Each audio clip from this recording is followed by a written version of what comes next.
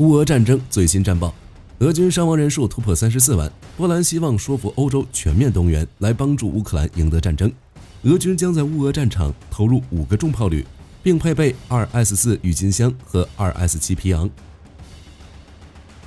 以军精锐第1步兵旅旅长不幸阵亡，这是以军对加沙地带的地面进攻中阵亡的最高级别军官。水淹加沙哈马斯地道的方法正式开始测试。以军在汉尤尼斯的行动分析，美国、英国、澳大利亚通过奥库斯协议安全联盟协助澳洲建造新型核动力潜艇，以巩固太平洋的区域安全稳定。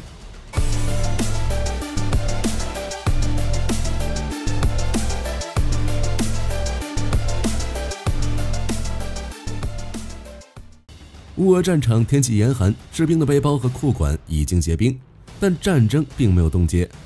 乌军塔夫里亚方向的部队指挥官称，俄军向阿夫迪夫卡和马林卡方向发动新的大规模进攻，并使用战术空军支援地面部队。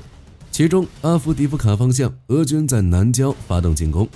之前，乌克兰武装部队总参谋部就表示，乌军阵地承受了俄军有史以来最大规模的炮火攻击。前线消息透露，俄军在占领工业区、控制前方的葡萄园之后，便绕过了奥皮特内采砂场，并抵达克洛索瓦街。战斗已经由郊区转移至阿夫迪夫卡的防御区。目前，乌俄已经在克洛索瓦街进行了一场接触战。与此同时，俄军武装部队对郊区的村庄恢复了大规模火力破坏。俄军当前的战术大概就是破坏乌军统一的防御体系，将战线切割成数块，从而简化对整个防御区的攻击过程。只是结果显然没有俄军想象的那么顺利，乌克兰也没有放弃的打算。目前乌军在阿夫迪夫卡附近集结了8个旅、40多个营的兵力，并增加了该地区的火炮部署以及无人机的库存，以应对俄军的进攻。就目前的情况来说，俄军的攻势已经达到了顶峰，但战场局势却趋于稳定。由于作战装备的严重缩减，俄军在战斗中大量依靠风暴贼部队的步兵冲锋，造成的结果就是损失一步步扩大，却没有什么能拿得出手的战绩。当然，这并不意味着乌军可以高枕无忧。冬季作战拼的是后勤，而乌军在阿夫迪夫卡的后勤状况稍微有一点点问题。虽然乌军采用夜间补给路线来躲避无人机的打击，但是根据战报显示，俄军正在使用配备夜视摄像头的无人机，或许会给乌军后勤带来一定的麻烦。至于马林卡地区，西部地区依旧在乌军手里，但是局势不是很乐观。俄军每天都投入大量人员和装备猛攻，大概率是俄军的 B 计划。既然阿夫迪夫卡无法拿下，那就拿马林卡长一长士气。巴赫穆特北翼，俄军经过几个月的冲锋，成功在西北部的赫罗莫夫前进了500米。乌军失去了对公路壕沟系统的控制，但这并不意味着俄军会取得突破性进展。该地区的地形开阔，乌军的防守更加容易。俄军想要取得进展，恐怕要付出更大的代价。巴赫穆特南翼克里什奇夫卡附近，俄军取得了有限的局部胜利。乌军可能会放弃在夏秋战斗中收复的一些阵地，但是总体局势依旧是拉锯战。赫尔松左岸，乌军继续袭击俄军阵地，并使用炮兵、无人机摧毁了俄军在克林基以西的突击队，造成俄军5件重装备损毁，包括1辆坦克、3辆 BMD-2 以及1辆 BTR-82A。同时，乌克兰媒体报道，乌军特种作战部队摧毁了俄军在奥列什基的指挥所。俄罗斯频道称，看来这场噩梦将持续到特普林斯基将军被撤职为止，因为他不打算改变任何事情，也不打算从错误中吸取教训。至于扎波罗热地区，相对比较安静，因为天气原因，乌军的作战条件以及后勤补给都比较差，没办法使用重装备推进，只能使用无人机、火炮远程袭击俄军阵地，同时守住秋季反攻的战果。需要注意的是，乌俄双方对敌方本土的打击也没有中断。乌军对别尔哥罗德首府发动了空中袭击，但是用俄罗斯的话来说，就是无人机已经被击落，没有人员伤亡或破坏。波皮夫卡附近也出现炮击，同样没有具体的成果。俄军则是对基辅展开了导弹袭击， 12月13日，乌克兰发表声明，虽然乌军防空系统成功拦截所有导弹目标，但是碎片掉落在基辅东侧地区，造成至少34人受伤，当地供水系统也受到了影响。另一边，乌克兰最大的电信公司也遭到了网络攻击，数百万人网络服务瘫痪。12月12日，乌克兰的基辅之星遭受迄今为止最大规模的网络攻击。路透社报道，基辅之星执行长科马洛夫表示，因为基辅设施被严重破坏，目前无法对抗网络攻击，只能先关闭网络服务来限制敌人入侵。基辅之星的网络用户达到了114万，行动网络用户达到了2430万人，超过乌克兰半数人口。不过，事件发生后的数小时内，基辅之星表示已经恢复部分服务，正逐步抢修中，目前大概已经全面恢复正常。针对当前的乌俄战场，俄罗斯与北约也持续加码。12月11日，希腊的喷特波斯特伽马网站报道，俄军将在乌克兰战场投入5个重炮旅，并配备2S4郁金香和2S7皮昂。而英国情报估计，俄军已经为此储备了400万发炮弹。另一边，波兰也要转变态度了。乌俄开战之后，波兰一直是乌克兰最坚定的支持者之一。但是从今年年初开始，由于竞选需要，乌俄关系陷入尴尬境地。不过现在一切都要改变了。12月12日，滕纳德·图斯克正式出任波兰总理，而图斯克打算拉近波兰与欧洲盟国的关系，并恢复波兰对乌克兰的支持，同时希望说服盟国全面动员起来，帮助乌克兰抵御俄罗斯的入侵。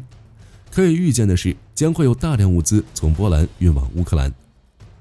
美国也没有放弃乌克兰。泽连斯基访问美国之后，美国政府12月12日宣布，已经签署了一项向乌克兰提供2亿美元军事援助的法令。只是美国国会议员在12月14日至1月7日休假，到1月8日才会上班。就目前国会的态度来看，结果已经很明显了。火力军估计，国会休假结束之后，援助计划将再次进行投票，并获得通过。12月14到15日，欧盟在布鲁塞尔召开峰会，讨论对乌克兰提供经济和军事支持，其中包括将俄罗斯被冻结资产产生的利润援助给乌克兰，大概有150亿欧元以及500亿欧元的援助。如果决定通过，那一切好说，但是大概会出现意外。匈牙利已经明确表示拒绝向乌克兰提供500亿欧元援助、200亿欧元经济支持，推迟乌克兰加入欧盟谈判，阻止对俄罗斯的第12轮制裁。虽然欧洲议会通过废除一票否决机制，但是欧洲理事会还未投票。在此之前，匈牙利都可以一票否决。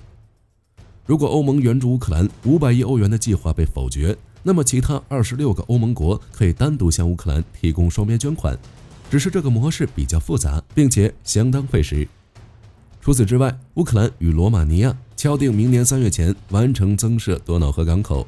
俄罗斯退出黑海粮食协议之后，多瑙河的重要性急剧上升。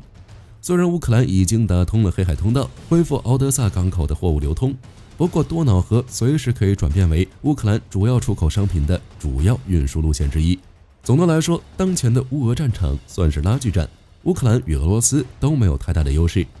不过在乌军的打击下，俄军的损失已经突破34万人，属于乌克兰的胜利终将到来。据以色列耶路撒冷邮报12月13日报道，以色列军方宣布，以色列士兵在加沙郊区搜寻建筑物时遭遇了枪击和爆炸袭击，不幸造成10人死亡，6人受伤。据以军发布的10条讣告显示，这10人有7人来自以色列国防军精锐部队戈兰旅，3人来自以色列第669特种搜救部队，其中包括了戈兰旅的最高指挥官伊扎克·本·巴萨特上校。这是自开战以来，以色列军方承认在加沙地面战中阵亡的最高级别指挥官。大致过程，据以色列多家媒体的报道显示，此次受埋伏地点在加沙北部2大交战区之一的加沙市舒贾亚街区。当时，戈拉尼旅第51营的一群士兵在搜寻建筑物时触发炸弹，导致4人受伤并失去联系。